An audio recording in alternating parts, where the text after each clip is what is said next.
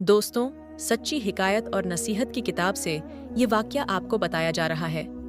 एक साहब कहते हैं कि मैं हर जुमा को सुबह फज्र की नमाज के बाद अपने वालिद साहब की कब्र पर जाया करता था और उनकी कब्र पर जाकर फातिहा खानी करता था और उसके बाद मैं वहीं से अपने काम की तरफ निकल जाया करता था। एक बार ऐसा हुआ कि मैं जुम्मे के रोज सुबह फज्र की नमाज के बाद कब्रिस्तान गया।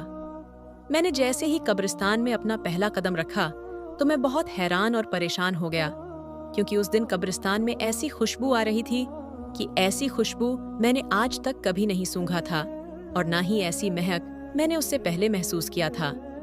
आज मैंने उस नए खुशबू को कब्रिस्तान में महसूस किया था और उस खुशबू ने मुझे बेचैन कर दिया, क्योंकि वह खुशबू किसी भी तरह से इस दुनिया की खुशबू नहीं लग रही थी।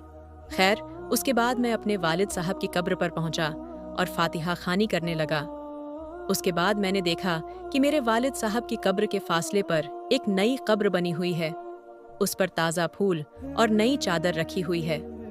अंदाज़ा लगाना मुश्किल नहीं था कि यह कब्र 2 या 3 दिन पहले ही तैयार की गई है।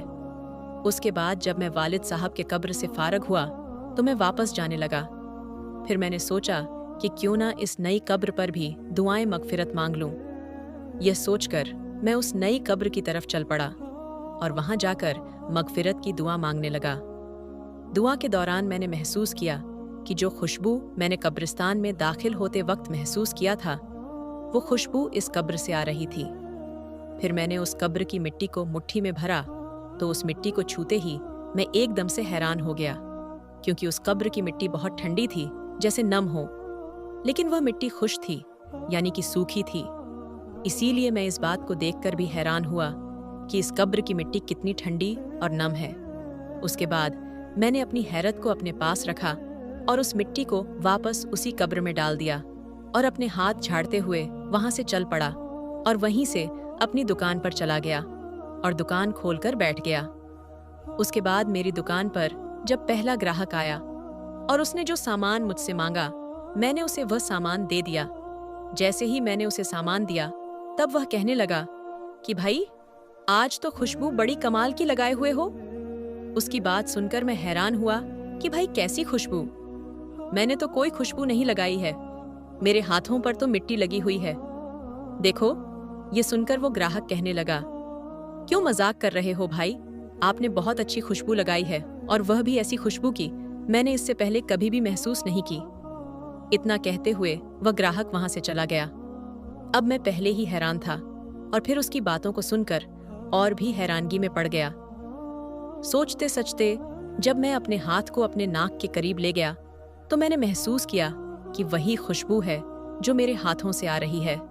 उसके बाद पूरे दिन मैं उस नई खुशबू को महसूस करता रहा।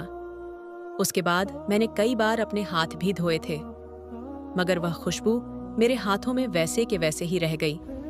उसके बाद अगले दिन यानी हफ्ते के बाद मैं ना चाहते हुए भी कब्रिस्तान की तरफ चल पड़ा और अपने वालिद साहब की कब्र पर दुआएं मगफिरत करने के बाद उस नई कब्र की तरफ चला गया, यह सोचकर कि यह नई कब्र किसकी होगी। आखिर कौन है उस कब्र के अंदर जो इतना नेक है? आखिर उसने ऐसा कौन सा अमल किया होगा जो उसकी कब्र इतनी ठंडी और खुशबूदार है? उसने ऐसा कौन सा काम किया होगा जिसकी बदौलत उसको इतना बड़ा इनाम मिला होगा? यही बात सोच सच कर मैं बहुत ज्यादा परेशान हो रहा था। यही बात सोचता हुआ मैं उस कब्रिस्तान के काम करने वाले के पास जा पहुंचा और उससे पूछा कि भाई, यह कब्र किसकी है? तो उसने मुझे बताया कि साहब, यह कब्र एक औरत की है। ये जानकर मैं और ज्यादा हैरान हुआ और सोचने लगा कि भला उस औरत को यह शानदार मुकाम किस तरह से मिला होगा। उसके बाद अगले दिन इतवार का था। देर तक सोने की आदत होने के बावजूद भी मैं सुबह फज्र की नमाज के वक्त उठ गया और सीधा कब्रिस्तान की तरफ रवाना हो गया। जैसे ही मैं कब्रिस्तान के अंदर दाखिल हुआ तो मैंने क्या देखा कि उसी औरत की कब्र पर एक बुजुर्ग आदमी कुरान पाक की तिलावत कर रहा है। फिर मैं अपने वालिद साहब की कब्र पर गया और दुआएं मगफिरत करने के बाद मैंने उस आदमी की तरफ देखा। वो बुजुर्ग आदमी भी उस नई कब्र पर दुआ कर रहा था। जब वह आदमी दुआ से फारग हुआ तो मैंने देखा कि उसकी आंखों से मोटे मोटे आंसू गिर रहे थे। वह सिसक सिसक कर रो रहा था और बिलख रहा था। मैंने यह सोचा कि इस आदमी को इस कब्र में सोने वाली औरत से बहुत ज्यादा मोहब्बत रही होगी, तभी तो यह उसकी जुदाई को बर्दाश्त नहीं कर रहा है। उसकी जुदाई के गम में सिसक सिसक कर रो रहा है। मैंने देखा कि वो बुजुर्ग आदमी दुआ से फारग होकर वहां से जाने लगा।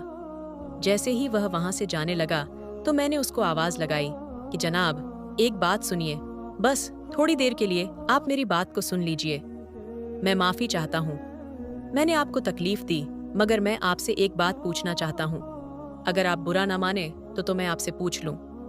तो बुजुर्ग कहने लगे कि इसमें बुरा मानने वाली कौन सी बात है, पूछिए आप क्या पूछना चाहते हैं।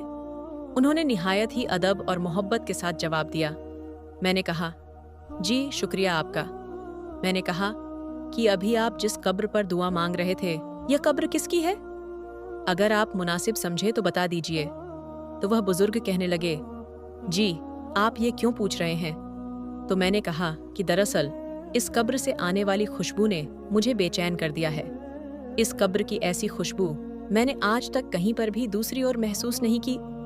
मुझे यह खुशबू इस दुनिया की नहीं लगती है। मैं आपसे यह कहना चाहता हूँ कि साहिब कब्र में ऐसा कौन सा अमल किया है जिसकी वजह से यह मकान मिला है कि उसकी कब्र बहुत ही ठंडी और ख